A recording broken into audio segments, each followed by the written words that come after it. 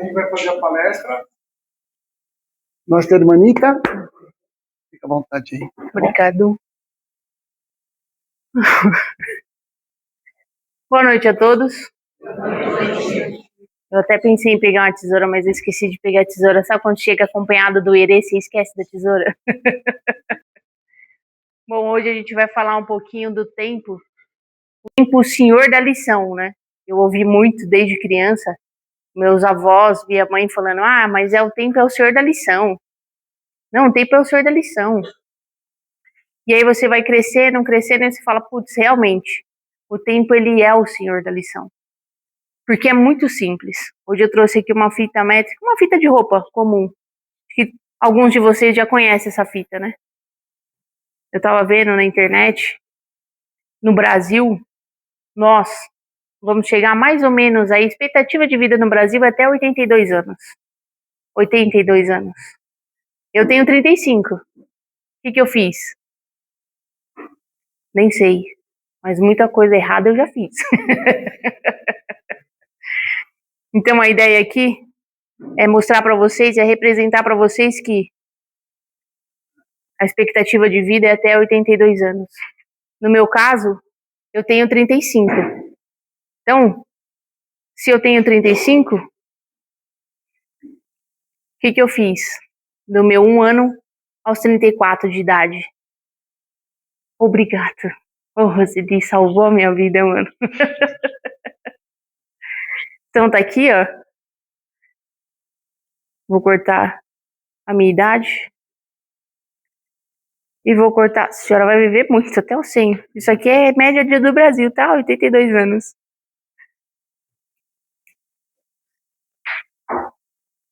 Dona Deise, segura o meu futuro aí, por favor. Meu futuro.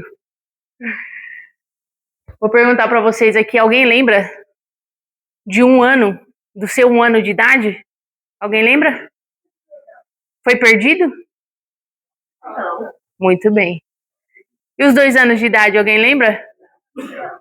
3. Cara, eu tenho o privilégio de lembrar dos meus 3 anos. Eu vou tirar aqui, ó. Os meus 2 anos de idade, não lembro nada, mas 3 anos eu lembro muito bem. De ter queimado o dedo na vela, no meu bolo, que eu queria apagar como todo mundo apagava, queimei o dedo. Isso foram histórias que marcaram a minha vida e marcam até hoje. Reunião em família, 3 anos. Os meus 4 anos, alguém lembra dos 4 anos? Lembra dos 4 anos? É maravilhoso, né, os 4 anos. Não tem conta para pagar, não tem boleto. Vai no mercado e fala, mãe, eu queria tanto, pega lá. Mas é um só, viu? Ontem eu fui no mercado e tinha uma menininha exatamente de 4 anos. E aí ela falou assim, ai pai, eu gostei tanto desse doce. Ele falou, não, pega aí. É aqueles ioiô que você tira a tampinha e pega o canudinho. E... maravilhoso, né? R$6. Na nossa época era 50 centavos. E aí ele falou assim pra ela, olha, pega um só. Ela, pai, mas eu gostei daquele amarelinho também, aquele do bolinho da Balduco. R$4. Na nossa época era 10 centavos. Na sua época já é caro. Na minha era mais barato. E aí, o que o pai fez? Falou, não, se você pegar um, você não pega o outro. Eu lembro da minha mãe. Meu pai morava em casa, eu tinha um carrinho só pra mim de compra. Pequenininho, pegava tudo que eu queria. Chique, né? Eu tinha esse luxo. 4 anos, hein? E aí, ia visita em casa, eu abria o Danone, tomava um pouco e dava pra visita o aberto. Porque eu tinha que tomar o primeiro gole. E minha mãe brigou comigo e falou, não, você tem que entregar o fechado, a pessoa que tem que abrir. Eu falei, mãe, mas se o Danone é meu, eu tenho que tomar o primeiro gole. Foi a primeira vez que minha mãe brigou comigo, os 4 anos. E meu avô também, meu avô era ruim pra caramba. Os meus 5 anos, todo mundo lembra de 5 anos? Era maravilhoso também os meus 5 anos. Foi muito bom. Brincava na rua, não queria nem tomar banho. Subia, apanhava pra tomar banho. Apanhava muito, não era pouco não. Aos meus 6 anos, minha mãe me deu um patinete, um patins. E ela virou para mim e falou assim, olha, espere eu terminar de limpar a casa para você ir. Falei, tá bom. Ela virou as costas para limpar a casa, eu coloquei o patins e fui pra rua. E aí meu primo grita, ô Su, vem ver a Agatha tá aqui andando de patins. Ela pôs o patins e caiu. Então foi a primeira vez que eu andei de patins, foram os meus 6 anos. Pergunta se eu sei andar hoje. Não faço ideia, nem de bicicleta. Por que que a gente não sabe? Aqui a gente aprende e quando vai crescendo, fica meio insignificante. Porque o que passou a gente não lembra muito. Muitos são apegados no passado. Outros no futuro. A ansiedade. A depressão liga aqui. E a ansiedade liga aqui. E aí, aos meus 7 anos de idade, eu aprendi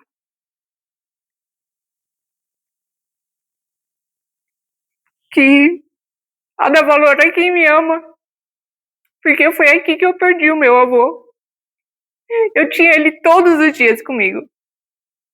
E a maior lição que ele me ensinou é falar assim, Águia, dá a César o que é de César. Se caiu no chão a moeda, vira ao contrário a moeda. E vai embora. Não pega. E essa foi a maior lição que o meu avô passou pra mim.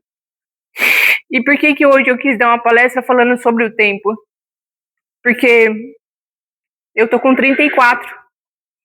O que que eu fiz de bom pro outro? Muitos chegam aqui no núcleo, me abraçam e falam assim, nossa, seu abraço é maravilhoso. Mas mal sabem vocês que quem me recarrega é cada um de vocês. Na palestra do girassol, eu entreguei um saquinho de girassol para cada um. É o que eu falo sempre, e eu ouvia muito do meu avô enquanto vivo. Olha, passa no jardim das pessoas e entrega a semente. Cabe a ela cultivar, não a você. A sua parte você fez. E foi nesse instante que eu passei a valorizar a vida. Quando eu entendi que o meu avô, ele me ensinava a Bíblia em forma de parábolas, que para mim, quando eu era criança, era muito mais fácil. Aos 7 anos, meu pai foi embora e deixou eu e minha mãe passando fome. E minha mãe tinha uma doceria, e nessa doceria a gente não tinha nem para pagar a luz. E aí sentou um velhinho na frente da doceria. 1h da manhã, uma garoa danada e eu comendo um pastel e uma coca. Um privilégio que hoje muitos aqui não têm. E aí eu vendo aquele velhinho, eu levantei, entreguei o pastel para ele e voltei. E falei para minha mãe, falei, mãe, tem um senhor ali do outro lado, faz mais um pastel que eu entreguei o meu para ele. A minha mãe falou, não, chama esse senhor para sentar para comer. Sentei ele na cadeira da minha mãe, do restaurante, né, da doceria que ela tinha. E ele sentou, comeu, e a gente precisava fechar. Eu falei para ele, falei, ó, vai lá para frente da casa da minha mãe, que minha mãe não vai deixar o senhor aqui. Fui lá e peguei meu cobertor novo. Entreguei para ele, ele deitou, mó barato. Uma chuva danada, e onde minha mãe mora, na porta, tem um banquinho para você sentar. E esse senhor sentou lá. E aí ele contou para mim, para minha mãe, e aí óbvio que minha mãe viu ele e falou, ué, mas seu cobertor novo? Você deu para ele? Eu falei, claro, tá frio. A gente tem casa, ele não tem. E aí minha mãe subiu com esse senhor. Ligou para assistência social, falou, ó, agora eu não consigo passar para pegar ele, mas tudo bem se ele ficar na casa da senhora? Ah, não, tudo bem, tranquilo. Esse senhor falou para minha mãe a vida dela inteira na Bíblia.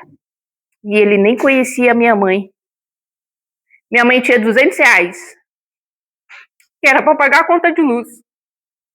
Ela falou para ele assim, falou, ó, eu vou comprar a passagem pro senhor ir embora, o senhor mora em Ribeirão Preto. E aí, no dia que a gente foi comprar, no dia seguinte, que era de terça para quarta, esse senhor falou assim, olha, Deus abençoe muito a senhora, mas eu vou lá buscar minhas coisas então, e aí a gente vai pra rodoviária do Tietê. Aí ela falou, tá bom. Falei, mãe, eu vou com ele. Meus 7 anos. Eu vou com ele, mãe. Não tinha uma alma na rua. Que eu visse, né? Não tinha ninguém na rua. E eu brincando, conversando com esse senhor andando. branquinho, pequenininho, grisalho. E aí alguém me chamou, falou, Ágata. E eu de mão dada com o senhor. No que alguém falou, Ágata, eu soltei a mão e olhei para trás. Quando eu voltei, cadê o senhor? Não fazia ideia. Corri, fui na rua de baixo, procurei esse velho até não querer mais e não achei ele. Pois o moço da assistência social foi na minha casa e falou assim, olha, dona Sueli, Jesus mandou te dizer que o senhor abrigou um anjo dentro da sua casa. A partir daquele dia, a minha vida maravilhosa de patricinha, que muitos falam, foi embora. Que aí eu passei a trabalhar, porque a minha mãe entrou em depressão e eu tinha que lavar e passar e cozinhar. E quando a gente fala do tempo, o tempo ele machuca muito. Mas se eu sou a pessoa que eu sou hoje, é graças ao tempo, não perdido, mas ao tempo que eu usei para aprender tudo aquilo. Todas as minhas feridas abertas, eu tentava fechar sozinha e não conseguia. Foi aí que eu passei a comer livros espíritas. Ia para a igreja, ia em terreiro e nunca me encontrei. Passei a ler muitos livros. E aí eu entendi que para curar o outro, eu preciso me curar primeiro. Então o que eu passei a fazer? Dos meus 7 aos 13 anos, eu passei a ler livros espíritas. Adiantou de alguma coisa? Não, porque aí o que eu fiz? A revoltada, mágoas do meu pai, até os meus 15 anos, 20 anos, eu tinha mágoa do meu pai. Meu pai ficou doente. O que aconteceu? Cheguei lá, meu pai era negro, 2,10 metros de altura, gordo. Meu pai só tava o graveto.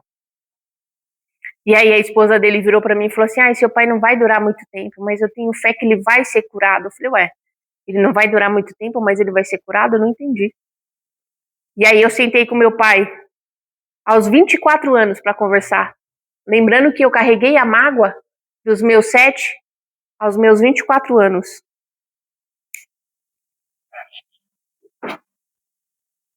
Carreguei a mágoa do meu pai. E a melhor coisa que eu fiz foi sentar com meu pai e falar, pai, se o senhor tá me esperando para morrer, o senhor pode ir embora. A mulher dele olhou para mim brava. Nossa, que isso? Você quer que seu pai morra? Eu falei, não, porque eu não quero segurar ninguém aqui. E muitas das vezes, o que a gente faz quando tem um ente querido doente? A gente pergunta se ele quer viver? A gente pergunta se ele quer se manter aqui? Egoísmo. Egoísmo. Enquanto eu estava guardando mágoa, também guardava egoísmo. Que muitos de nós guardamos. Chega um momento da nossa vida que a gente pede para Deus levar o nosso ente querido. É ruim, não é? Mas calma aí. Nós não somos espíritas? Não existe vida após a morte? A gente não vai continuar sentindo o cheiro? A gente não vai ter um abraço, mas o cheiro a gente vai ter. Falei com meu pai dia 24, dia 27 de dezembro. Meu pai casou. 13 de janeiro ele morreu. Lembrando, não guardei mágoa. Falei tudo que me machucava. Hoje, eu tô aqui falando com vocês que ao longo da semana na minha casa, e chega a ser até engraçado, eu comprei 4 bananas e deixei em cima da minha fruteira. Comi uma banana, maravilhosa, maravilhoso. Dormi, acordei no outro dia, tinha uma banana comida. Eu falei, mano, formiga comendo minha banana? Eu não acredito. Destaquei a banana, joguei fora e comi a outra. Deixei mais uma lá. No outro dia, eu acordei, a banana tava comida. Eu falei, mano, não é brincadeira. Uma formiga abriu um buraco na banana e o que eu fiz? Tirei uma foto da banana, fiz uma filosofia na banana. Falei, olha aqui, ao longo da jornada da vida a gente vai encontrar pessoas como essa banana. A ferida a gente esconde e se mostra uma pessoa maravilhosa. Filosofei com a banana. Até entender que era o rato que estava entrando e comendo a banana. Fiquei com a raiva desse rato. E o que aconteceu? pensei, falei, caramba, mano, por que o rato tá entrando? Porque a porta estava aberta, porque meu cachorro precisava sair para fazer xixi e as necessidades dele. E aí a gente invertendo o que aconteceu para nossa vida, às vezes a gente está deixando a nossa porta aberta e pessoas indesejadas entram em nossas vidas. É hora de fechar a porta. Porque se ele entrou, é porque vocês permitiram. No meu caso, eu deixei a porta aberta para o cachorro. Mas eu não sabia que poderia entrar um rato ou uma barata. Mesmo que eu tivesse fechado a porta, ele entraria? A barata talvez que passa por debaixo e barata ela brota, né? Você não tá fazendo nada, você é barata. Barata é igual a gente chata, brota, né? E aí, eu passei a fechar a porta da minha casa. Porque assim, quando eu fecho a porta do meu jardim, da minha casa e da minha vida, só entra aquele que eu permiti. E isso eu aprendi com 34 anos. Ao longo da jornada, deixei muito. Perdi muito. E a pergunta é, o que a gente vai fazer? Porque os meus 34 não acabaram ainda. Eu tenho 6 meses ainda, 6, 7, 9 meses para aprender com os meus 34. Vocês já se perguntaram o que vocês fizeram com o tempo que resta para vocês? Alguém aqui já se perguntou? Putz, passei por uma situação lá atrás. E hoje eu aprendi com aquilo lá. Às vezes a gente vai dar conselho na vida das pessoas porque a gente já passou. Eu sou igual a Santo Tomé, desde criança. Eu preciso passar, sentir na pele, porque quando eu sinto na pele, eu tenho empatia. Aí eu sei me colocar no lugar do próximo. Quando eu vi minha mãe com depressão, eu julgava pra caramba. Isso aí é frescura. Não é frescura. Ansiedade, medo do futuro, conta pra pagar? Quem aqui não tem conta pra pagar?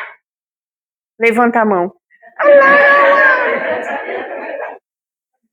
lá! 3. Ninguém tem conta pra pagar, mano. Mas você sabe qual é o melhor? A mãe tem. Quando chega a fatura da escola pra pagar, fica em desespero. Putz, preciso comprar alguma coisa e você não tem o dinheiro pra comprar. É muito difícil. Os meus sobrinhos, vixe, vai no mercado e fala, ó, pega o que vocês quiserem. Eu? Depois do 7, ou é isso ou é aquilo.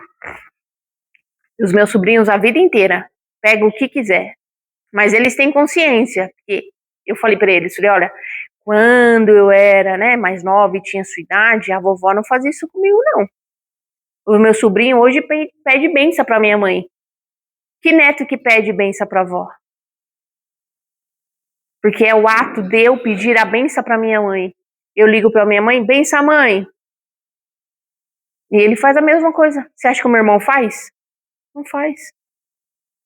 O que eu quero dizer pra vocês hoje é simples. Aproveita o tempo. Porque eu tenho 34. E dona Deise me dá meu futuro.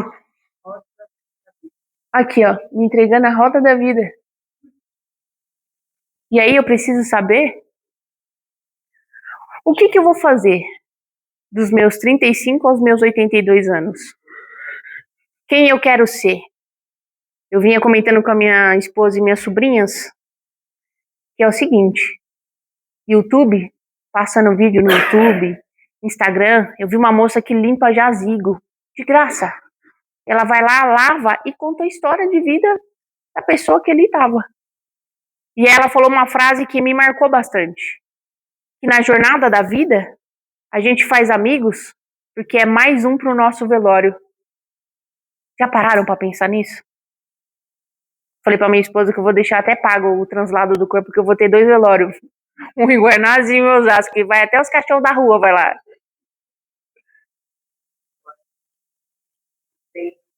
O maior missionário. Com razão. O tempo é o maior missionário da justiça de Deus. Toda razão. Todo mundo fala assim, não, O tempo vai ensinar. O tempo vai judiar. Vai judiar para você chegar onde você chegou. Você sofreu pra caramba. Quantas feridas aqui a gente não tem ainda aberta? De criança, de infância. Quantos traumas que a gente não carrega de infância. E isso para a nossa vida.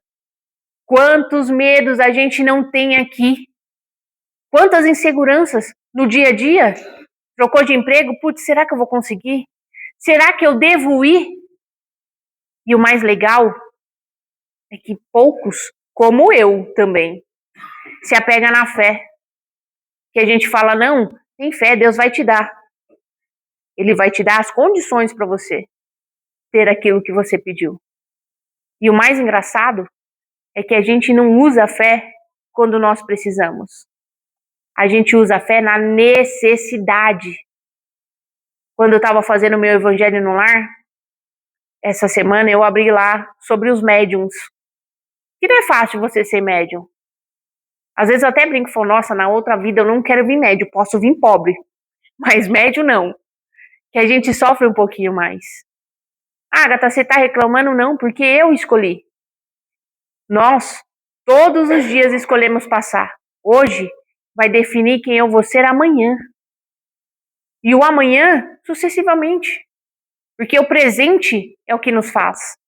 Se hoje eu desencarnar, tudo aquilo que eu disse a vocês aqui e o meu futuro vai ficar gravado na minha memória, no meu subconsciente. E quando eu desencarno, o meu subconsciente, ele vai comigo. Falei, nossa, eu dei uma palestra lá no núcleo.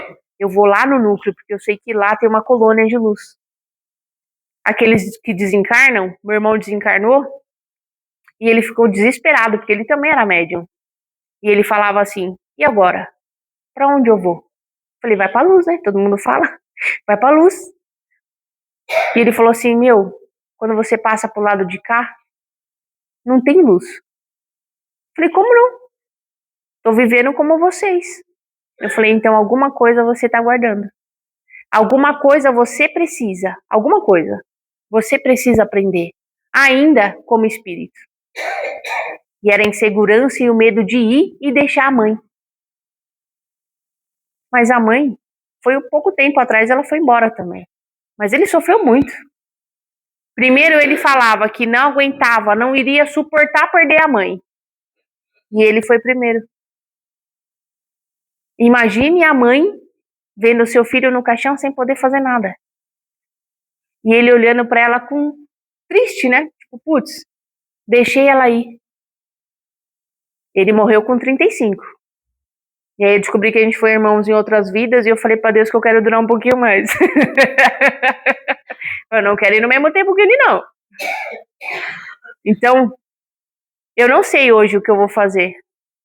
Quando eu sair do núcleo, eu tenho certeza que eu vou sentar na minha casa e vou agradecer a Deus por aquela porta azul. Porque eu nunca pensei na minha vida em vir no núcleo comemorar um aniversário. Passar o aniversário com irmãos que a vida me deu.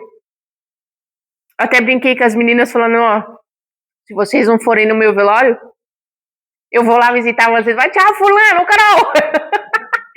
Não vi seu nominho lá, viu? Eu tenho certeza que hoje, nós vamos sair melhores. Porque amanhã, não é que o amanhã ao Deus pertence. Isso é fato. Mas amanhã vai ser o reflexo do que eu fui hoje, da minha ação hoje. Se eu roubo algo de alguém, no amanhã eu vou acordar com adrenalina ainda. Simples. De nossa, que da hora, mano, roubei o negócio, ninguém nem viu. Ou comi pra caramba no outro dia, acordei ruim no estômago como eu. Mas eu comi. O nosso problema é falar assim, eu vou viver o hoje porque amanhã a Deus pertence. E se eu não acordar amanhã? Aí você acorda de ressaca, aqueles que manguaçam, né? De ressaca, aqueles que comem muito como eu, com dor no estômago. E aqueles que gostam de comprar com dívida no cartão. E tem que trabalhar para pagar. Não é mesmo? Então, valorize o tempo. O tempo, além do senhor da razão, Eles nos dão a oportunidade de fazer diferente todos os dias. Não devemos ser melhor amanhã. Não devemos ser melhor amanhã. Devemos aprender com o amanhã. Hoje é o presente. O amanhã é o futuro. Pô, Agatha, comprei um apartamento. Pô, Agatha, comprei um carro, mó legal. Parabéns. É graças à junção da educação dos seus pais e pegar no pé de cada um de vocês para vocês estarem aqui hoje planejando o futuro de vocês. Lembrando que o que passou, eu picotei. Passou, acabou. O tempo não volta. Valoriza o hoje, porque o hoje é o seu futuro. Pô, Agatha, mas eu tenho ansiedade. Será que é espiritual? Muitas amigas me perguntam isso. Não, gente. A ansiedade não é só espiritual. Terapia, é legal você conversar com alguém que não te julga. Um psicólogo, um terapeuta. Pô, Agatha, meu relacionamento não tá legal. Vai no psicólogo, terapeuta de casal. Entende qual é a diferença. Que às vezes na vida é só o parar ao invés de reclamar. Que a gente olha pra pedra no caminho e fala, porra, meu, quase caí. Ixi, fiz igual o Reinaldo agora. Pô, meu, quase caí. Mas espera aí. Às vezes aquela pedra se fazia necessário para que vocês parassem e refletissem sobre o futuro de vocês e não ao passado. E aqueles aqui que são apegados nisso aqui, aprendeu, machucou, fechou, e o que a gente faz? É simples? Nunca vai ser. É lixo. Porque isso aqui que vai definir quem nós somos e quem nós seremos hoje. Não só para os nossos filhos e netos, mas para amigos também, porque às vezes nós somos espelhos de alguém e nem sabe. Nós somos exemplos de alguém e nem sabe. E aí quando a gente falha, que é o comum do ser humano, o que a gente escuta? Nossa, você viu, mano, a Agatha chorou na palestra. Nossa, você viu, ela falou da vida dela lá. Nós somos julgados. Mas o julgo não pertence a nós, e sim ao meu pai. Ele sim pode me julgar pelas ações e por tudo que eu fiz de falha lá atrás. Porque eu hoje estou preocupado com isso, não o que passou. Agora a gente vai fazer uma meditação e eu fiz uma colinha, né, dona Marlene? Que da última vez a meditação estava no meu celular. Aí o pessoal da live vai ver com o papelzinho, mas é porque eu não lembro o que é para falar na meditação.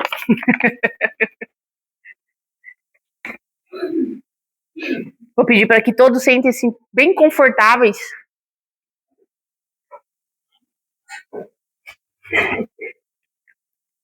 Vou pedir para que todos fechem os seus olhos e vá até um lugar onde você sinta paz, onde você se sinta bem, bem acolhido, bem amparado.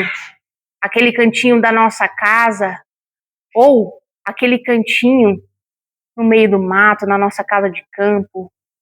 Ou a gente para no quintal de casa para bater um papo. No meu caso, é a sala. Vou pedir para que vocês sentem nesse lugar onde vocês estão e ergam a cabeça e chama Jesus para sentar com vocês. Fala tudo aquilo que vocês sentem para Ele. Fala, Senhor, sente aqui, Pai. Vamos conversar, bater um papo, pensar em tudo aquilo, Pai, que está me machucando hoje. Tudo aquilo que dói, todas aquelas minhas feridas, ó Pai. Peço que o Senhor aproveite aí esse momento junto e fale tudo aquilo que te faz doer, que te faz mal, aquelas mágoas. Agora é o momento de falar. Senhor, aquela mágoa, Pai, está me sobrecarregando. Nossa, Pai, essa ferida está doendo muito. Conte para ele sobre os seus entes queridos também, que precisam de ajuda. Sabe aquele conflito no seu trabalho? Pode falar para ele também. Cite os nomes que você precisa, mas não para prejudicar, para te trazer paz. Neste meio tempo, peço que vocês notem um sorriso de Jesus para cada um de vocês. Sinta ele te abraçando, aquela luz divina branca acalentando cada um de vocês. Peço que vocês respirem fundo, solte o ar. Quando respirar, sinta a paz e solta o estresse, o nervoso, a mágoa, a dor. Solte tudo que te prende, tudo aquilo que te machuca. Vou pedir para que vocês olhem para os olhos de Jesus e peça para Ele guiar os seus passos, iluminar os seus caminhos, trazer-te paz, saúde, a harmonia que vos falta e ainda o amor. Nesse instante, sinta a mão de Jesus nos seus rostos, secando a lágrima de cada um de vocês aqui. Sinta aquele abraço forte, aquele abraço só que pai, mãe, tio ou tia sabe dar, sabe aquele abraço bem gostoso? Sintam-se abraçados. Conta para ele da saudade dos entes queridos que vocês têm também.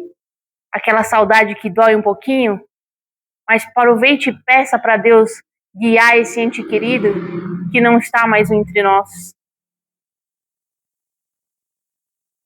Respirem bem fundo. Por um instante, pense que a sua vida passou diante dos seus olhos. Além disso, tu contastes a Deus tudo aquilo que te machuca. Sinta um beijo de Jesus em sua face. Escute o que ele te disse. Vai ficar tudo bem. Olhe para ele e fala: Senhor, ajude-me a continuar no processo da vida terrena. Me pegue no colo se eu cair. Me levante, ó Pai, se eu não tiver condições de levantar.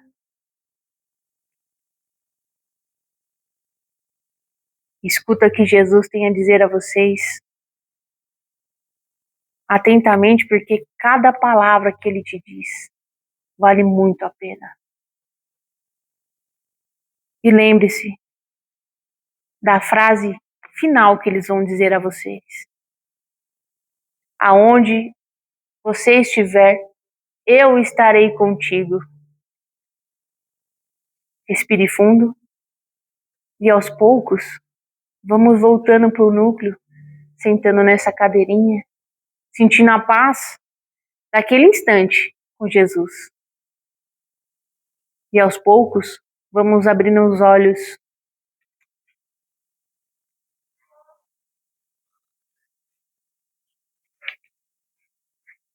Tudo bem? Essa é a paz que o tempo nos traz. Quando nós mudamos a ótica de ver a dificuldade, a raiva, a mágoa, o ódio, muda a ótica. Faça igual São Francisco. É simples. Às vezes a gente faz das coisas mais simples desse tamanho. Mas São Francisco já falava: seja a luz nas trevas, onde há o ódio leva o amor. Será que é difícil para a gente fazer isso? Talvez seja. Mas se a gente parar 5 minutos e bater um papo com Deus, isso se torna mais simples do que nós podemos imaginar. E cada um de vocês aqui faz a diferença nos entes queridos. Que leva uma palavra de conforto e fala: olha, eu fui lá no núcleo Foi maravilhoso. E a nossa ideia aqui é justamente isso. Continuar a obra, não só do seu Zé, mas de todas aquelas entidades que vêm resgatar e ajudam cada um de vocês.